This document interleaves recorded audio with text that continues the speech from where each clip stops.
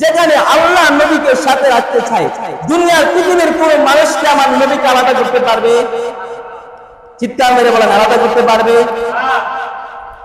আমরা কালিমার ভিতরে পড়েছি লা ইলাহা ইল্লাল্লাহু মুহাম্মাদুর রাসূলুল্লাহ, আমরা আজারে শুনতে পাই আশহাদু আন্না মুহাম্মাদুর রাসূলুল্লাহ, আমরা ইকামতের ভিতরে শুনতে চাই আশহাদু আন্না মুহাম্মাদুর রাসূলুল্লাহ, আমরা নামাজের ভিতরে নবীর নাম ছাড়া নামাজ শুদ্ধ হয় না, আমরা দুরূদ ইব্রাহিমের ভিতরে আমরা পড়ি আল্লাহুম্মা সাল্লি আলা মুহাম্মাদ, আমরা তাশাহুদের ভিতরে পড়ি আসসালামু আলাইকা ইয়া আইয়ুহান নাবিয়্যু, আল্লাহ তাআলার কোরআনের ভিতরে আমরা পড়ি ইয়া আইয়ুহাল মুদ্দাসসির ইয়া আইয়ুহাল মুযাম্মিল, আলিফ লাম মিম রা তাহা ইয়াসিন মুহাম্মাদুর রাসূলুল্লাহ। আল্লাহ তাআলা জান্নাতের দরজায় লা ইলাহা ইল্লাল্লাহু মুহাম্মাদুর রাসূলুল্লাহ, প্রত্যেকটা জানালায় লা ইলাহা ইল্লাল্লাহু মুহাম্মাদুর রাসূলুল্লাহ।